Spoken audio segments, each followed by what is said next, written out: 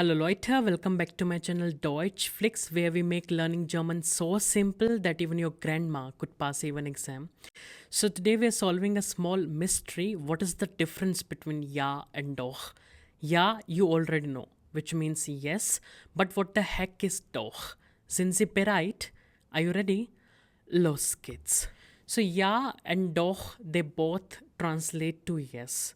But when do we use what? I'll explain this with the help of examples. Let's take Lernst du Deutsch? Are you learning German? Now, if the answer is yes, you will say ja. And if the answer is no, which is not the case, but still, you would say nein. One more example. Hast du ein Auto?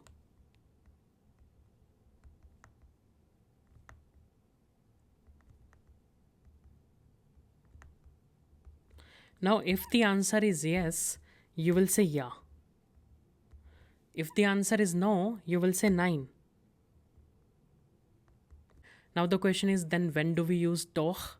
Now what I'll do is, I'll take these same questions, but I'll make them negative. By making them negative, I mean, in the first sentence, I'll add nicht. So the question is, lernst du nicht Deutsch? Now, if you are disagreeing to that, as in you are learning German, now in this situation, you cannot use ja. You have to use doch. Or, in the next question, again I'm making it negative. I'm not saying hast du ein Auto, I'm saying hast du kein Auto. Don't you have a car? Now, if you're disagreeing to that, you cannot use ja. You have to use doch. So, for the first question, you'll answer by saying doch. Ich lerne Deutsch.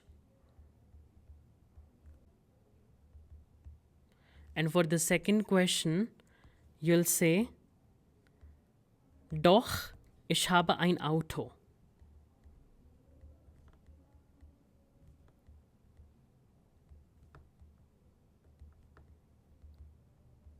If the answer is no, there's only one word, nein. But for yes, we got two words, ja and doch. So now I'll write, when do we use doch? We use doch if the question is negative and the answer to that is yes.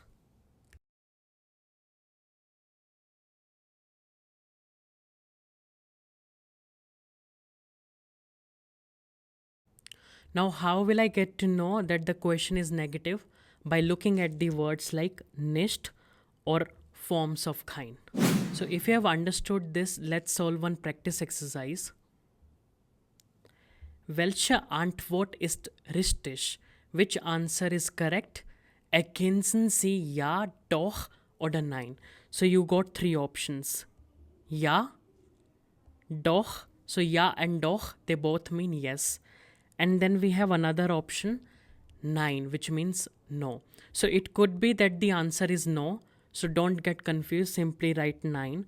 Now for the answers, yes, you have to think about it, whether you'll go with ja or doch. Always remember, you will go with doch if the question is negative and the answer to that is yes. We'll discuss these answers in 5 seconds. You can pause the video.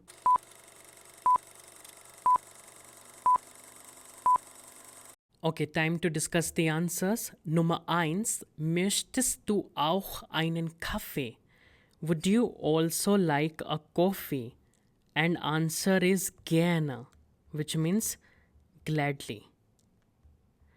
Now, if someone is saying gladly, that means the person wants coffee, right? So the answer will be yes.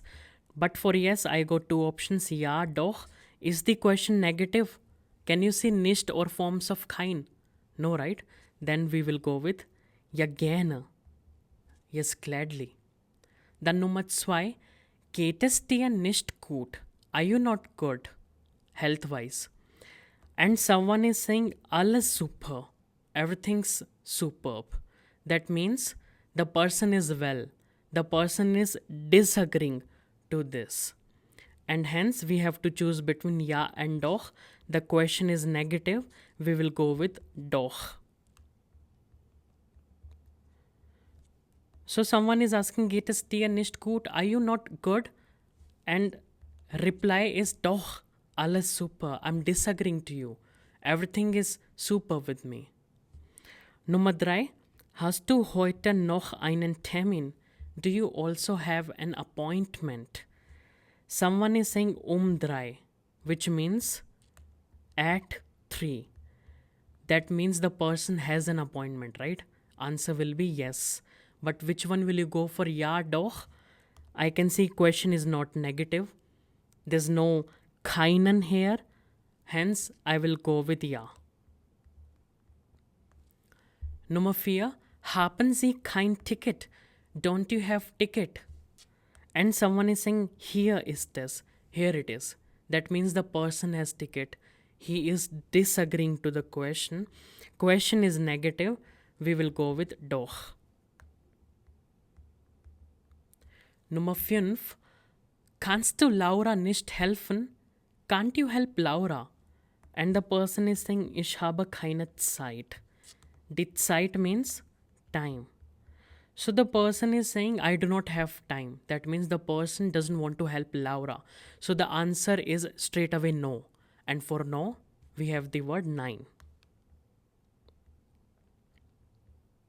Nummer 6. Kommst du heute nicht ins Büro? Aren't you coming to office today? And someone is saying, ich bin gleich da. I'll be there instantly. Da means there. So ich bin gleich da is like I'll be right back. I'll be there. So the person is disagreeing to the fact. I can see question is negative. We will go with doch. Nummer 7. Brauchst du keine Hilfe? Brauchen means to need. Hilfe, help. So someone is asking, don't you need help? But the reply to that, ich kann das allein.